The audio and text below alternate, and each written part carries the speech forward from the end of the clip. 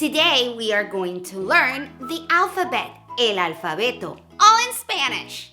Welcome to Teacher Catalina, my channel, where you learn Spanish from a native speaker, a certified Spanish teacher with more than 16 years of teaching experience. When you're learning Spanish, it is super important to know the Spanish alphabet, since that way you will know how to pronounce things correctly. ¿Estás listo? Are you ready? ¡Vamos! So what is the first letter en el alfabeto? In the alphabet. Muy bien. That is the letter A. A. Very good. A. Abuela. Abuela. See how all of the A's sound the same? Here's another example. Ana. A very common name. Ana. A. B. B. Just like the B in English. Bebe. Bebe. Or bebe. Bebe. Are you seeing how an accent can make the world of a difference? Bebe, to drink. Bebe, a baby. However, that be kept the same sound all around. Be. The next letter is the letter C. C. But we have two types of C. A soft C and a hard C. C. C. Let's go into them. The soft C happens when it is placed before the vowels E and I. And it would sound like the C in scent or scent. For example, we have the word cesta. Cesta. Se, cesta, or principal, principal. The hard C happens when the C is found in front of any other letter that is not an E or an I. And in that case, it's going to make the sound of the letter K in English, or the C in can't. Let's look at some examples. Here is the word poco. Poco, a little. Poco. See how it sounds like a K? Poco. Now take a look at this example, the number 5. Cinco. Cinco. Can you spot the soft C and also the hard C? Cinco. Cinco. La letra, the letter che. Che. Now stay at the end so you can learn a little bit more about this letter. But the letter che sounds like the ch in church. Che, church. And here are some examples. Chico, chico, or coche, coche. By the way, that word can mean different things in different parts of the world. For me, in Latin America, a coche is a stroller for a baby. But in Spain, it's a car. Coche, coche. And of course, you've probably heard the word cucaracha. Cucaracha, a cockroach. Now we have la letra, the letter D. D. And here are some examples. Ensalada, ensalada. Dedo, dedo. Or dado, dado. De. Very good. De. Muy bien. E. E. E. Like elefante. Elefante. There's a lot of S in there. Eva. Eva is a common name. Eva. Leche. Leche. ¿Te gusta la leche? Do you like milk? Leche. F. F. Like the F in fork. So now we have familia. Familia. Or how about feliz? Feliz. Kind of like when you say feliz cumpleaños. Happy birthday. Feliz. Like the F in fork. Now we have la letra, the letter he. He. And there are two types of he. A hard he and a soft he. Let's talk about them. The soft he happens when the he is in front of an E or an I, and then it's going to make the same sound the letter H does in English, kind of like in the word house or hint. So here's some examples in Spanish. Gente, gente, or geometría, geometría. Gente, gente, geometría, geometría. The hard G happens when the G is in front of any other letter that is not an E or an I. And in that case, the G is going to make the sound of the G in go in English or gum. So let's look at some examples. Tengo, tengo, which comes from the verb tener. I'll show you how to conjugate that verb later. Or goma, goma. Now pay attention to this word here, because this word has two different kinds of he. A hard he and a soft he. Look at it. Garaje, garaje. Yes, that's a garage, but notice the first G, it's a hard G, and the second G is a soft G. Garaje, garaje. So it's important to remember those things. Now we have la letra H. H. Shh. We never pronounce the letter H. It's a silent letter. Here are some examples. Hola, hola. No sound of the letter H. Shh, it's silent. Or hora, hora. Shh, silence. Never pronounce the letter H. La letra I. I. I. Like iglesia. Familia. Familia. Or feliz. Feliz. I. I. Good. Jota. Jota. It's kind of like the H in house, but a little bit stronger. Check this out. Junio. Junio. Julio. Julio. Jamón. Jamón. Jota.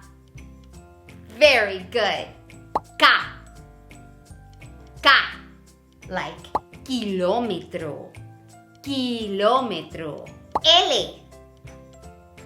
L. Very good. Let's look at some examples. Common name, Lola. Lola.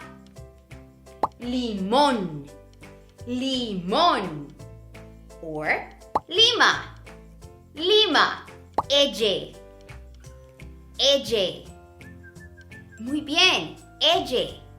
This one can vary in pronunciation a little bit depending on where the Spanish speaker is from. So just kind of keep that in mind. Elle. Elle. It's kind of like the Y in yes, but some speakers will do it a little bit stronger. Llama. Llama. Tortilla. Tortilla. Excellent. M. M. M. Muy bien. Manzana. Manzana. Melón. Melón. Mamá. Mamá. M. Muy bien. N. N. Very good. La letra N. Muy bien. Mi nombre. Nombre. Mi nombre es Catalina. Nombre. Muy bien. No. No. N. No. N. No. This one is special to us and you may not be used to the sound, so make sure that you practice this one. Ñ. Ñ. Try again. Ñ. Muy bien. Niño. Niño. Mañana. Mañana. You try. Niño. Niño. Mañana. Mañana. Very good. Keep practicing. I know you're going to get it. Ñ. O. O. It's going to be the same sound no matter where you put it. Ojo. Ojo. Ojo. Orangután. Orangután. Orangután. P. P. Like papá. Papá. Dad. But remember how important accents are. Papa. Papa. Let's look at that again. Papa with an accent is dad, and papa is a potato. Papa. So don't forget how important those accents are. And don't forget, P. P. Muy bien. Q. Q. This letter is a little bit special as it is always going to be followed by UE or UI. Q. Q. Let me show you how the letter Q works. It's kind of like the C in caramel. So we will have queso. Queso. Do you see how we don't make the sound of the U? Because it's the letter Q. Queso. K, k, queso. Quito. Quito. Quito. Queso. If it helps you remember, always remember that queso, you don't pronounce the U, and you'll remember that the letter Q has a special sound. Here's another example to help you remember both sounds. Enrique. Enrique is a very common name in most of Latin America and Spain. And check this out. We have a special nickname for people whose name is Enrique, and we call them Quique. Quique. See how we have QUI and QUE? And it still sounds like the C in caramel? Quique. Quique. Let's talk about la letra R. R. There's two sounds that we have to make sure we remember. ¿Listos? We have a little bit of a soft R, kind of, not the same, but similar to the sound that you make in English when you say the word teddy, teddy, or Betty, Betty. So let me show you. We have pero, pero, caro, caro. Do you spot that ere? Let me say it again. Pero, pero, caro, caro. Caro is something that is expensive, and pero means but. I am going to do this, but something happened. Pero and caro, caro. If you find a single R at the beginning of the word or after a letter L, N, or S, it is going to be a very strong R. Kind of like when you probably are comfortable thinking of rolling your R's. So we would say ratón, ratón, or alrededor, alrededor, ratón, ratón, alrededor, alrededor. Now we have the letter R.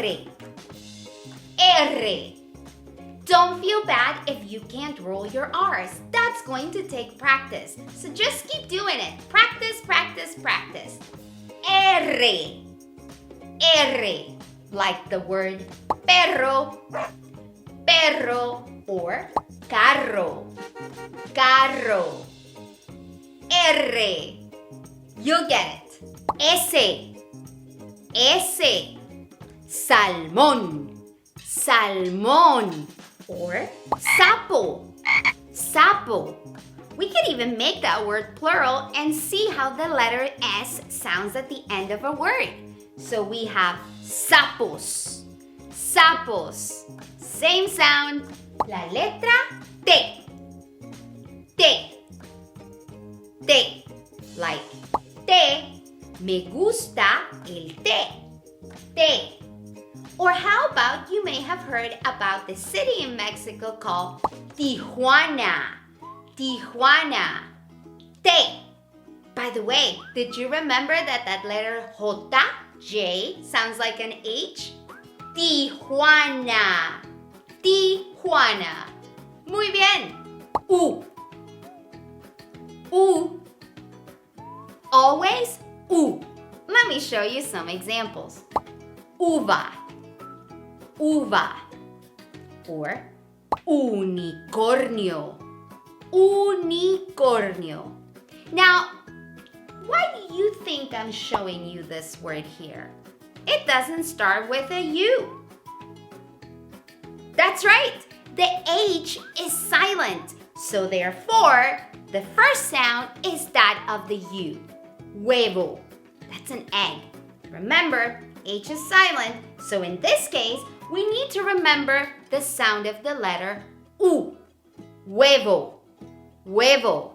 Muy bien. V, V. Depending on the speaker, you may notice a difference between the letter V and B. Or some Spanish speakers make the same sound, but just keep an ear and an eye out for it. Vaso, vaso. Some people call this letter W, and some people call it this letter W. Can you figure out why? I guess it kind of depends on how you write it. It could be a double V or it could be a double U. That's why there's a difference. W or W. We find this letter in foreign words. Kind of like in English when you say Washington. Washington. That's it. This is the letter X. X. And it's kind of like the X in exam. And we would say examen. Examen. Excelente. Excelente. Or extraño. Extraño. Xilófono. Xilófono. Muy bien. Some people call this letter Y. Y. It's a Greek I. However, some other people would call it J. J. Let's go with Y for now. Bien? When we find the letter Y at the end of a word or by itself, we're going to make the sound E. E. Like for example, hoy, today. Hoy. The sound is at the end, so we say E. Hoy. Or the letter J by itself, very used in Spanish because it means and, it will be pronounced E. Mi mamá y mi papá. Mi mamá y mi papá. My mom and my dad. E by itself and E at the end of a word. Anywhere else you find it, it's a little bit like the Y in yes, except it's stronger. So we would have a word like ya, now, ya, yeso, yeso, or yodo, yodo, yeso. That's a good one to remember. That's a cast. Yeso. This is la letra Z. Z. Now, I have to tell you that if you're in Spain, this is gonna sound a little bit different than if you are in South America, Central America, the rest of Latin America. So keep that in mind. In Spain, they're going to do like a TH sound. So this word here would say zapatos. Zapatos. In South America, where I'm from, we would treat it like an S. So we would say zapatos. Zapatos. If you live in the United States and you find a Spanish speaker, more than likely you're going to hear the letter Z treated like an S. S. Zapatos. We also have the word corazón. Corazón. Again, if you were in Spain, it would be corazón. Corazón. Have you seen the movie El Zorro? El Zorro with Antonio Banderas? Trajas a Z, El Zorro. Disclaimer, the letter Che and the letter Ege were separate letters in the alphabet until about 1994 when la Real Academia de la Lengua Española, it's kind of an organization that decides what is appropriate in the Spanish language and what is not. In 1994, they decided to vote against keeping them as separate letters, and at that point, they fell off the alphabet. I still like to go ahead and teach them as part of the alphabet because it helps you remember the sound and the pronunciation, since the Che and the Ege have a little bit of a special sound that is important for you as you're learning a foreign language. However, officially, they are not part of the alphabet. Having said that, what happens if you buy a dictionary that was printed before 1994? I'm not sure you're gonna find that. However, many of us still like old things. What will happen? Well, the letter Che and the letter Ege were part of the alphabet. Therefore, all of those words that start with those letters have their own special category in that dictionary. However, what about dictionaries nowadays? What about letters that start with Che or that start with Ege? Where are they? Very simple. Find them under the letter C and find them under the letter L.